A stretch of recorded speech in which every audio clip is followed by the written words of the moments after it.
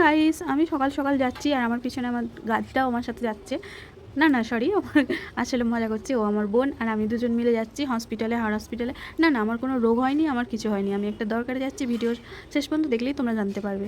আর এই হলো হাওড়া হসপিটাল, যেটা হচ্ছে কি তোমরা যারা জানো না তাদের জন্য তারা জেনে রাখো। এই হসপিটালে অনেক সময় অন্যান্য হসপিটাল থেকে রেফার করে। স্টেশন থেকে আসছো, হাওড়া স্টেশন থেকে যারা হাওড়া হসপিটালে আসতে চাইছো তারা টোটো ধরে 10 টাকা নেয় টোটো।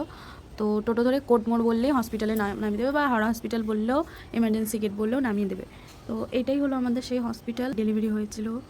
আর অনেক স্মৃতি আছে এই হসপিটালে। এটা হলো সেই 40 নম্বর রুম, যেখানে মানে চেক আপ হয় বাচ্চাদের না সরি, প্রেগনেন্ট মহিলাদের। তো আমি এখন যাচ্ছি রেকর্ড রুমে আমার ছেলের বার্থ সার্টিফিকেট বের করতে। হ্যাঁ, আমি এই কাজেই এসেছি এখানে। তো ভাবলাম তোমাদের সাথেও এই ব্লগটা শেয়ার করা যায়। সকাল থেকে তেমন কিছু খাওয়া হয়নি, শুধু 2টো কেক খেয়েছিলাম আমরা দুজনে। হলো একটা শিব ঠাকুরের মন্দির, যেখানে আমি হসপিটালে গেলেই বোরিং হলে আমি ওখানে গিয়ে বসে থাকি। ওটা আমার একটা খুব মানে প্রিয় জায়গা।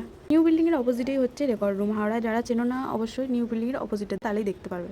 এই হলো রেকর্ড রুম। আমি তোমাদের একটা ছোট্ট ইনফরমেশান দিতে চাই যে এখানে যে স্যারেরা বসে আছে অবশ্যই তাদের পরামর্শ নিয়ে তোমরা সব কাজ করবে, কারণ এই হাওড়া হসপিটালে অনেক চিটিং বা জালিয়াতি ঘুরে বেড়ায়, যারা নাকি তোমাদেরকে ভুল পথে চালিত করে তোমাদের টাকা পয়সা সব কিছু লুটে নেবে, বদলে কিন্তু তোমাদের কোনো কাজই হবে না। তো সেরকম আমি একজনের পাল্লায় পড়েছিলাম, তাই জন্য আমি বলছি। তো সে আমাকে 500 টাকা চেয়েছিল, সার্টিফিকেট বার করে দেবে বলেছিল, কিন্তু 500 টাকা তো আর মাগনা আসে না, তাই আমি তার কথায় রাজি হইনি। নিজে চেষ্টা করেছি, অবশ্যই চেষ্টা করলে সব কাজই হয়। তো তোমরাও একটু চেষ্টা করো। তো আমার ভিডিওটা যদি তোমাদের ভালো লাগে তাহলে একটা লাইক করো, আর তোমাদের মূল্যবান মন্তব্যটি জানাতে একদম ভুলো না। আর এরকম ভিডিও পেতে হলে তোমাদেরকে আমার চ্যানেলটাকে ফলো, আর ইউটিউবে যারা দেখছো সাবস্ক্রাইব করতে হবে। তাহলে কী হবে, আমার নতুন করে ভিডিও আপলোড দিলে সবার আগে তোমাদের কাছে যাবে। তো এটাই ছিল ভিডিওতে বলার জন্য।